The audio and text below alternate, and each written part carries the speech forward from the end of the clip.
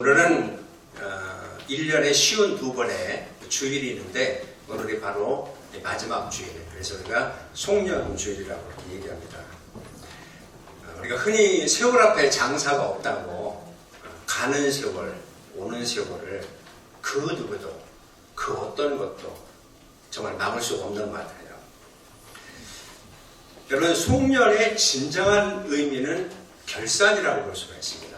결산 혹은 계산, 또 다른 말로 셈이라고 볼 수가 있습니다. 왜냐하면 인생은 결산이 있기 때문에 그렇습니다. 시작이 있다면 끝이 있잖아요. 등장할 때가 있자면 언젠가는 반드시 퇴장할 때가 있어요. 이제 하나님도요, 결산하시는 하나님이라고 성경은 그렇게 말씀하세요. 다른 말로 뭐라고 그러죠? 심판하시는 하나님이다, 셈하시는 하나님이다, 이렇게 말씀해요. 날 때가 있으면 정말 죽을 때가 있는 것처럼 정말 우리에게도 바로 그런 마지막이 또 있다는 걸 기억할 필요가 있습니다.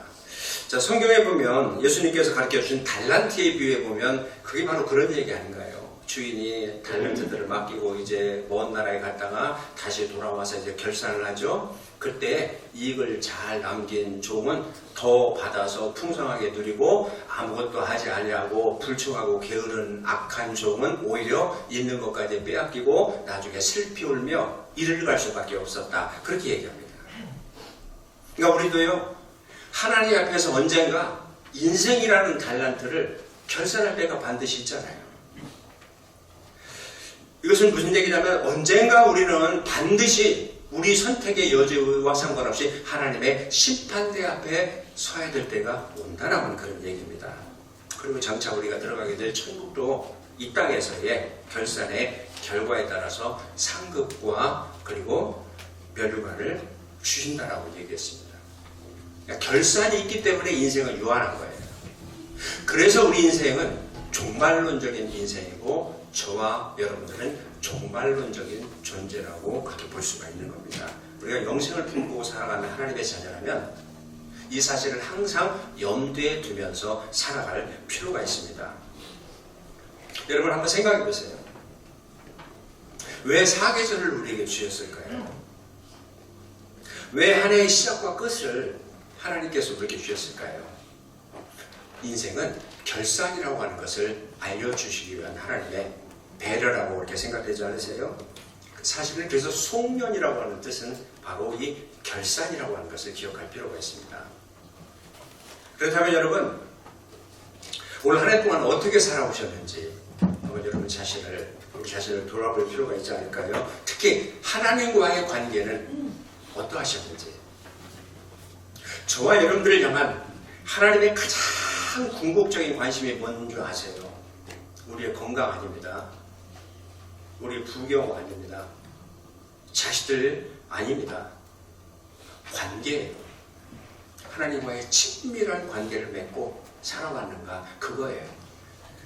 여러분, 예수님이 이 세상에 오신 목적이 기독교라고 하는 종교를 만들기 위해서 오신 것이 아니잖아요. 관계를 맺기 위해서 오셨잖아요. 저와 여러분들과 관계를 맺어서 예수님이 우리 안에, 우리가 예수님 안에 거하는 그런 관계.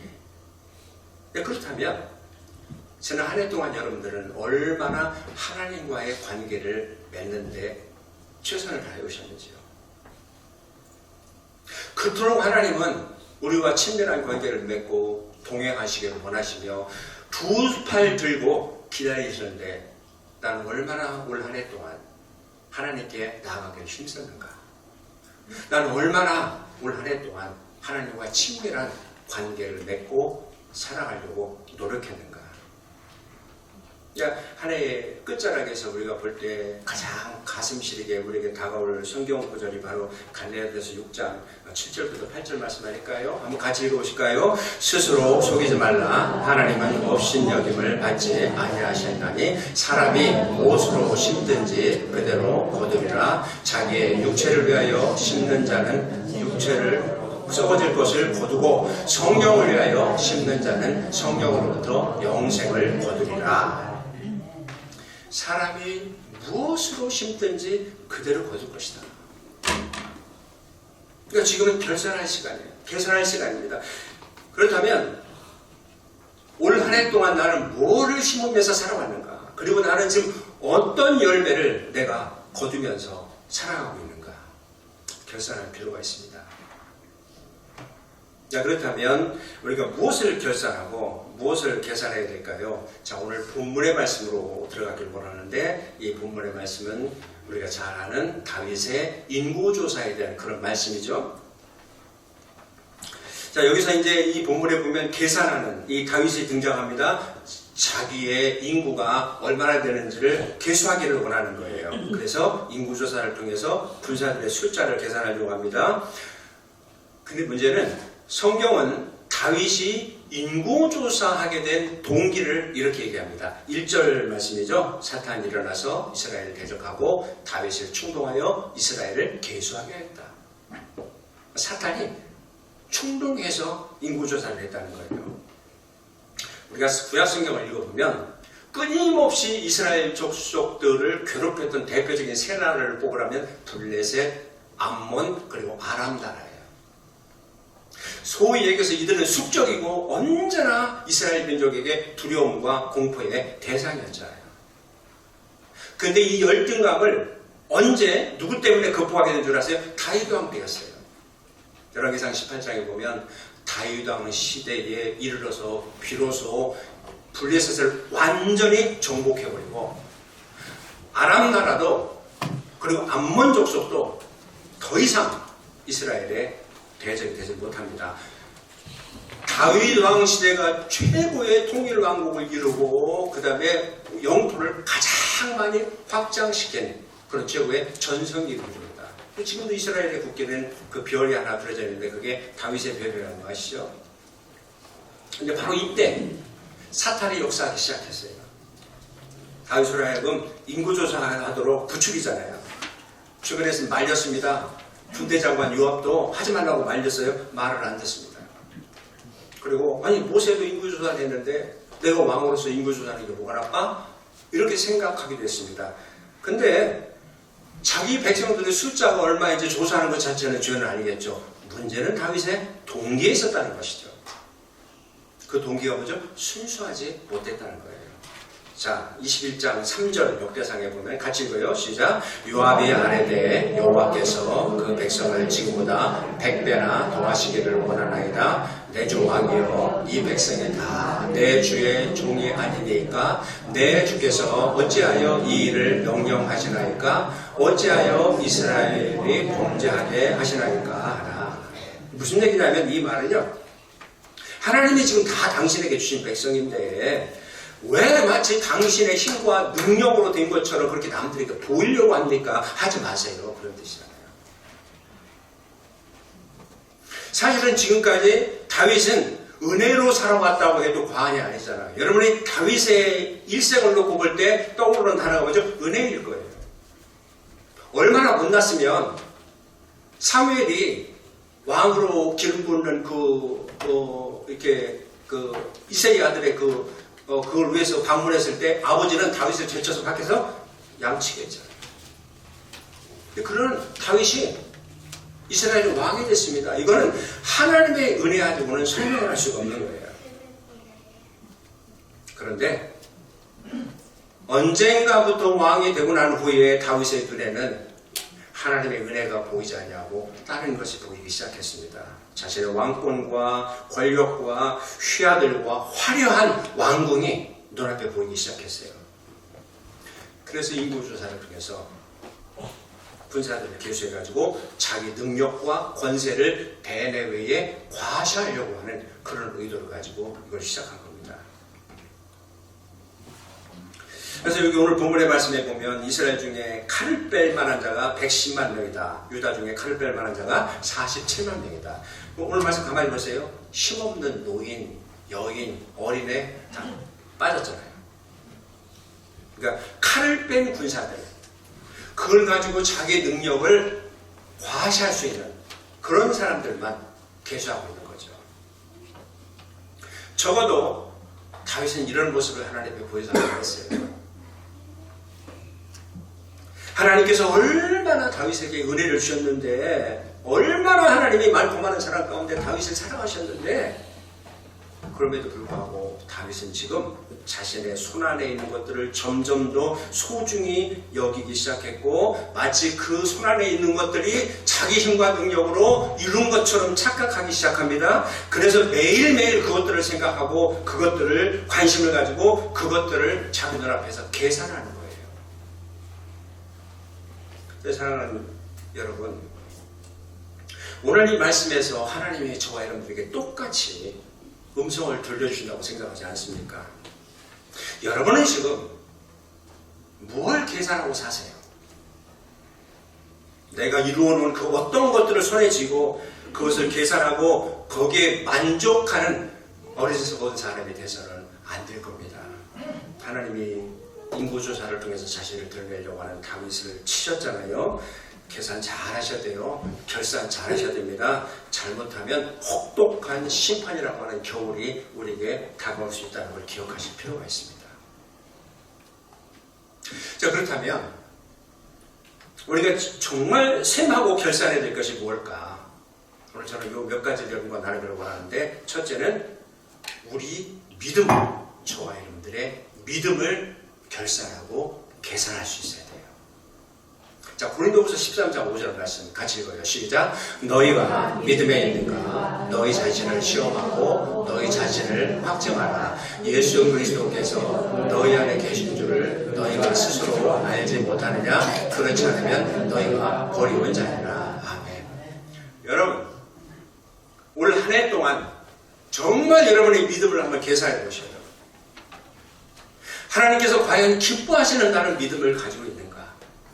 그 부질없는 것들, 여러분의 외모, 여러분의 건강, 여러분의 세상 자랑, 여러분의 명예, 정말 코끝에 호흡이 멈추면 안개처럼 다 사라질 덧없는 것들을 붙들고 계산하지 마시고 올 한 해 동안 내 믿음을 한번 계수해 보십시오.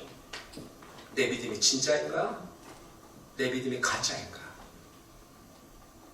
나는 믿음이 있다고 하지만 결국은 자기 확신에 불과한 지적인 동의를 내 믿음을 하고 착각하면서 믿음이 있는 것처럼 스스로를 기만하고 있지 않는가? 믿음의 사람으로서 올 한 해 동안 나는 과연 얼마나 믿음으로 살아왔고, 믿음으로 예배했고, 믿음으로 말했고, 믿음으로 행동하면서 살아왔는가? 계산해 보셔야 돼요. 여러분, 이 세상에 인생의 계절은 순서가 있잖아요. 봄, 여름, 가을, 겨울. 그러나 우리의 영적인 인생 겨울은요, 순서가 없잖아요. 봄이 오는데 갑자기 엄동설알에 겨울이 올 수가 있습니다. 내가 스스로 풍성한 열매를 거뒀다고 생각하고 있었는데 어느 날 갑자기 모든 것들을 다 놓고 떠나야 하는 혹독한 겨울이 우리에게 올 수도 있다는 거 기억하십시오. 내가 붙들고 있는, 내가 지금 자랑스럽게 생각하는 내 손에 있는 부질없는 열매들을 다 놓고 떠나야 될 수 있다는 것도 기억하실 필요가 있어요. 언젠가 우리는 하나님 앞에 다 설 때가 있다는 거 기억하시잖아요. 한 번 죽는 것은 사람에게 정하신 것이요, 그 후에는 심판이 있을 것이다. 그래서 우리 모두가 이 한 해의 끝자락에서 부디 계산을 잘 하셨으면 좋겠어요. 다윗처럼 어리석고 교만하게 계산을 잘못해서 불행을 만나는 사람이 되지 않기를 바랍니다. 저와 여러분들의 믿음을 잘 계산하시길 원합니다. 그래서 믿음이 약한 자가 아니라 믿음이 강한 자가 되시고, 믿음이 없는 자가 아니라 믿음이 있는 자가 되시기를 주님의 이름으로 축복합니다. 자, 두 번째, 우리가 하나님의 벼랑 끝에서 어떤 것을 우리가 결산하고 새겨야 될까요? 하나님의 은혜를 계산하고 새겨야 됩니다. 더 이상 무슨 설명이 필요 있을까요, 여러분?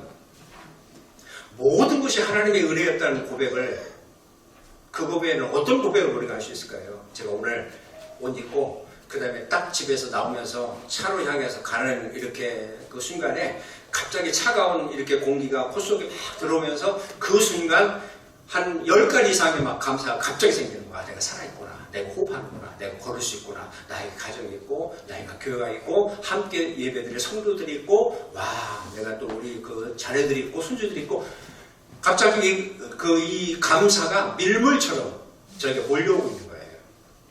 야, 우리 사람 돌이켜보면 모든 게 다 하나님의 은혜 아니냐는 거예요. 내 수고와 공로가 아니었어요. 전적인 하나님의 은혜였다면 그걸 우리는 결산할 수 있어야 돼요.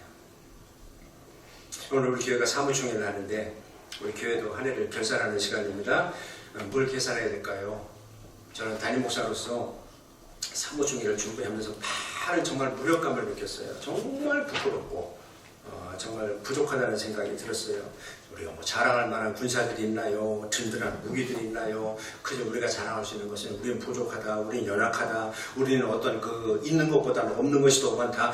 이런 것들을 계산할 수밖에 없는, 우리는 그런 연약한 존재이고 하나님 앞에서 저 역시 참 무익하고 불충한 종이구나. 그런 생각을, 그런 고백을 할 수밖에 없었어요.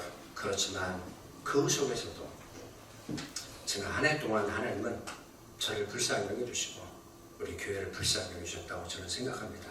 그래서 많은 은혜를 베풀어 주신 것 같아요.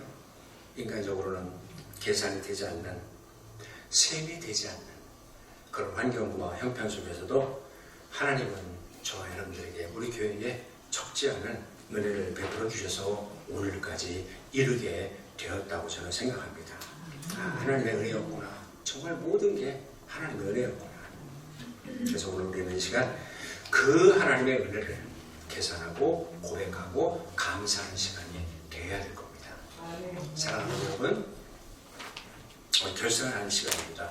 저와 여러분들의 믿음을 다시 결산해 보십시오. 그리고 하나님의 은혜와 축복을 결산해 보십시오.